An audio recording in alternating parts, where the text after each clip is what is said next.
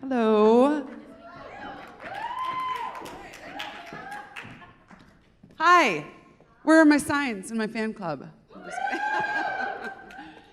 So I am here to talk to you about living successfully with mental illness. I did bring note cards so that it wouldn't be the 25-minute Brooke show, though that would be awesome.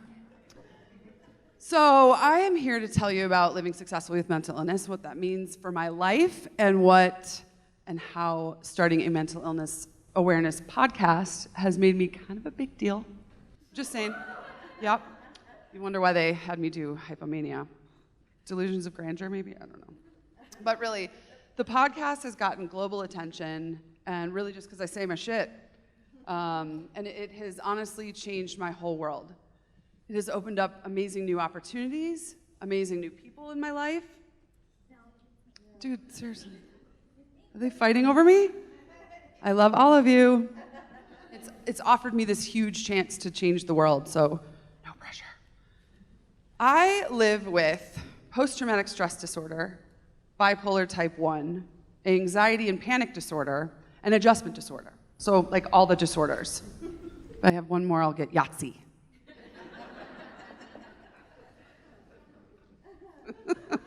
I wasn't always this self-aware, though. It took being misdiagnosed and over-medicated and under-medicated and not medicated, which you do not want to see, for me to really start on this journey to figure out who and what I am and what I have.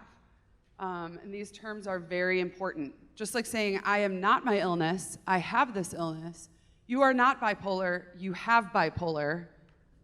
I am not my illness, you are not your illness. I believe in making the peanut gallery. I believe in making the distinction that I live successfully with mental illness, I do not suffer from it. Because we all suffer, right? But just to what degree? We can choose to overcome it, or we can wallow in our sad little depression blankets. It's nice and warm. And in my podcast, I share my personal experiences with what's been called a very candid, no bullshit approach. And what I am trying to do is honestly bring healing to those people who are suffering alone and kind of just bring awareness to like everyone. So no pressure.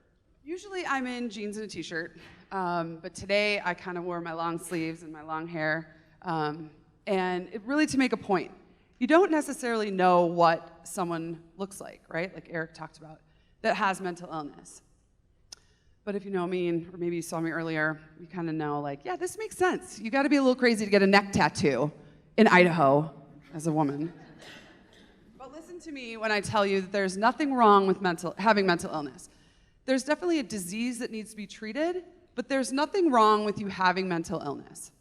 The other part of it is mental health. The mental health is the how. It is the things we can do for our minds. It's the life hacks that keep our crazy at bay. It's the good things that we can do during the day. But I feel like we are bombarded every day by suggested mental health regimen and like inspirational memes and cute cat videos. No. Were you wooing that? None of that is bad, right? It's just surface. It's just shiny and fluffy. We need to drill all the way down to what's really going on. We need to reframe the subject. Our minds break and unravel, and we really need to work hard to get ourselves to that self-awareness journey.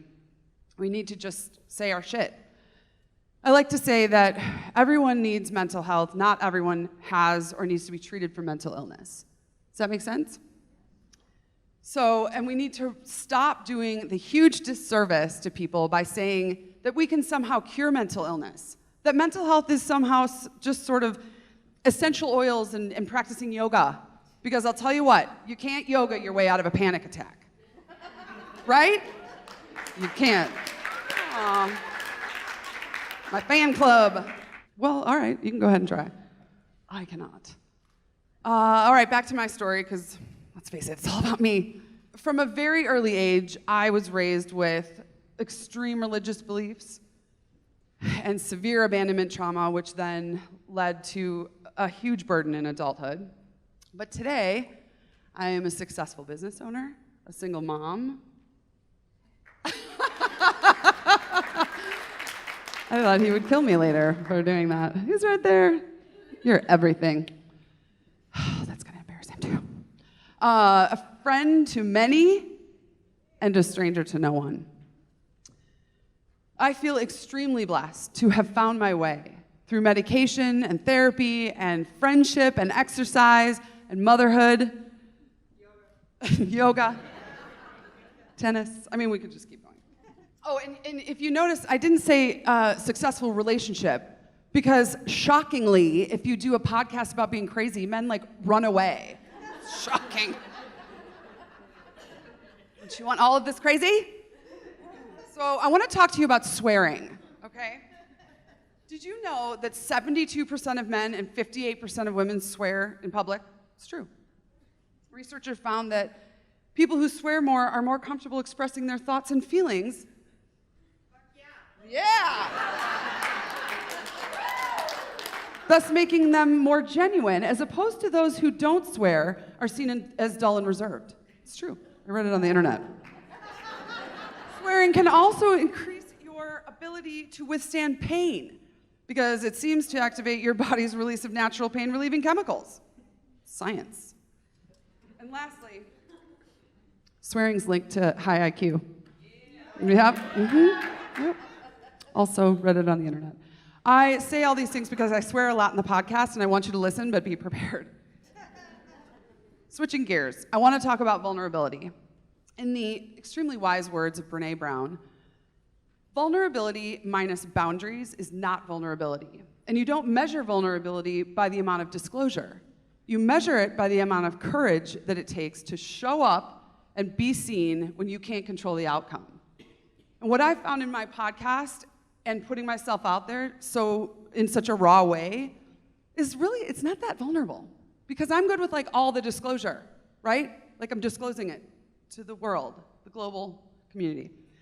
What I want to be is courageous. And I just hope that I'm up to the task that this huge responsibility has placed on me. There is a quote by Teddy Roosevelt, which Brené also uses. She's probably going to be fine with it. Maybe she'll call me later, I don't know. And he says, "It is not the critic who counts.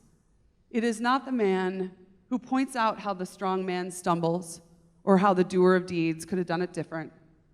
The credit belongs to the person who's actually in the arena, whose face is marred with dust and sweat and blood, who strives valiantly, who errs, who comes up short again and again and again. And even though in the end he may know the triumph of high achievement, when she fails, she does so daring greatly." I memorized that. Added the she. And what I have realized from all of this daring greatly is that talking about my story and saying fuck you to stigma has been nothing short of profound. Right? Fan club.